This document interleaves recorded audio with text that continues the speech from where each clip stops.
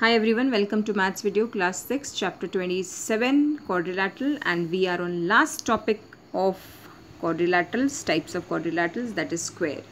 So a square is a quadrilateral in which all the sides are equal and each angle is 90 degree. You can see this is a diagram of a square. You can see these markings, everywhere these markings are same. This shows that all these sides are equal.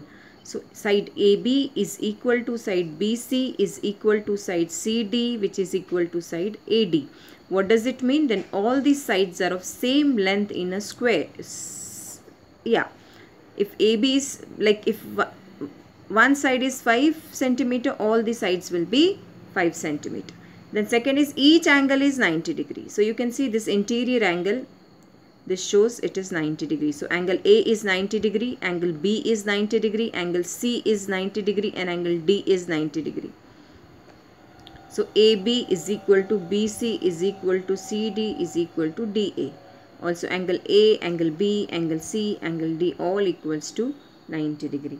And the diagonals are equal. You can see here, diagonals are not drawn, but you now know what is diagonal. Diagonal is a line which connects two opposite vertices. So if diagonal is drawn, it will be something like this. So AC, diagonal AC and diagonal BD. Okay.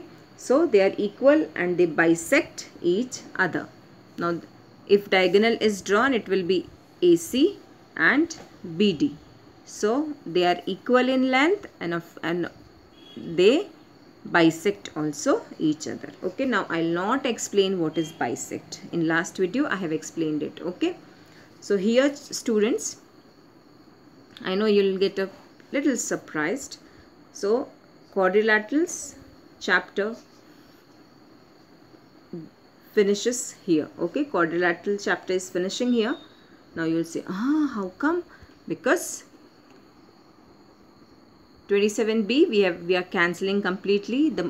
What you have to do is you have to just study these all properties plus diagrams about different quadrilaterals very properly, because this will be coming in the exam. Properties will be coming in the exam in the theoretical form. Okay, there will be no questions. There will be no questions to be solved, but it will be theoretical type. It can be fill in the blanks, or it can be write the properties, draw the diagrams, etc, etc.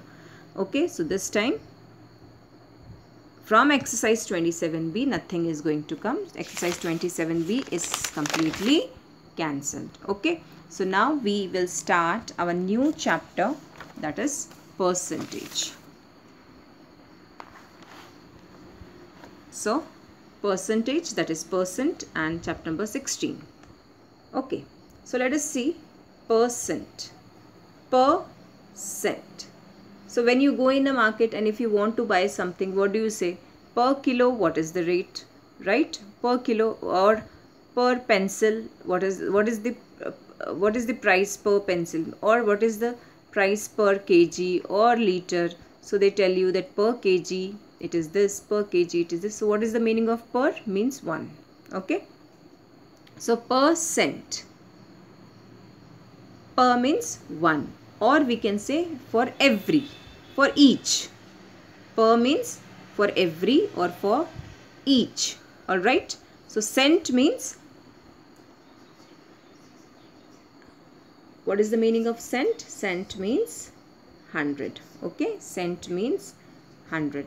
So per, if you can see here, per means for every or for each or out of, and cent means 100. Thus percentage means for every 100 or out of 100. Okay, so you must, when you just talk with someone, your result is out, they do not ask how many you have got in maths, how many you have got in science, English, maths, whatever. They just ask what is your percentage. Why do they ask what is your percentage? Because from that percentage they come to know that what is your average score in all the subjects. When you say I have got 90%, what do you say? I have scored somewhere nearby 90 marks in almost all the subjects. Means it's not that in all the subjects you have got 90, but somewhere nearby. So that's the reason why percentage has come to 90. For example, in maths you may have got 90 out of 90. 100 out of 90. In English you may have got 75. But then again it is compensated in Hindi. You have got out of marks in Hindi. So this way totaling all and finding percentage means overall you are getting that in each subject around 90 marks I have got. Okay. So I hope you have understood. So per means for every. What you have to understand is out of 100. Whenever we say percentage, percentage means out of 100 how many marks you have got. Okay, for example, if I have got out of 50, if I have got 40 marks, out of 50 if I have got 40 marks, so out of 100 how many marks you will get? So out of 100 you will get 80 marks if I double it, right? 50 plus 50, 100. So out of 100, 40 plus 40, 80. So I have got 80%. So this way you have to find out. So what you have to remember is percent means out of 100 and the symbol for percent is this. The symbol for percent is this. 1 slash or oblique and 2 dots. Okay. So percent is the numerator of a fraction with the denominator 100. So what does it mean? That what is percent? Percent is always, there will be always a numerator and there will be always a denominator which will be always 100. Means this 100 is compulsory in the denominator. Here it can changed, value can be changed, right? But in denominator this 100 is compulsory. Then only it will be said as percentage. So when I say 60 by 100, I mean 60%. If I write 7 by 10 or 7 by 13 or 7 by 14 or 7 by 16, see 7 by 10, first I have said 7 by 10. I can convert it in denominator in 100 and then we can find out.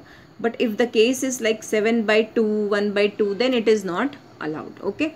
So percent means strictly out of 100. So 60 upon 100 means 60%. 90 upon 100 means 90%. Okay. Thus when a fraction is so expressed, that is denominator is 100, the corresponding numerator is called percent.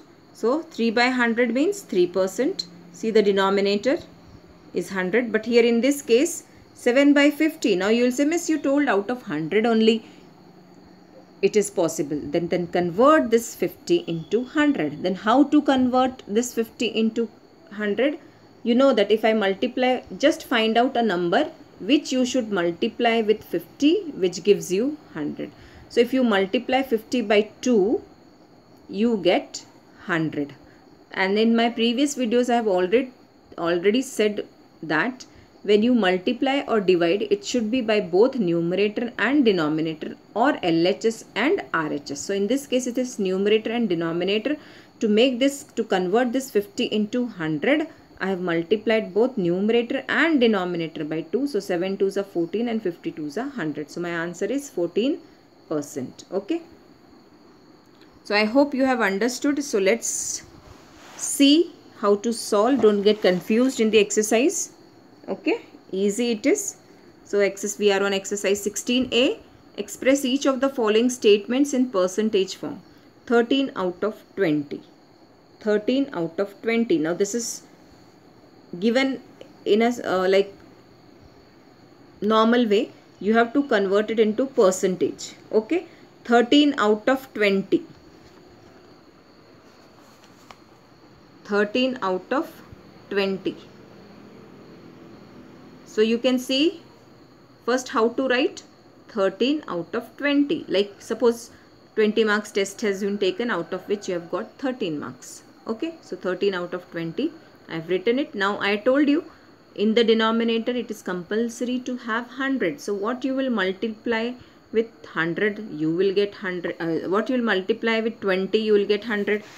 So I know 25s are 100. So numerator and denominator are multiplied by 5 because 25s are 100. So 13 5s are 65. So what is the percentage? Percentage is 65%.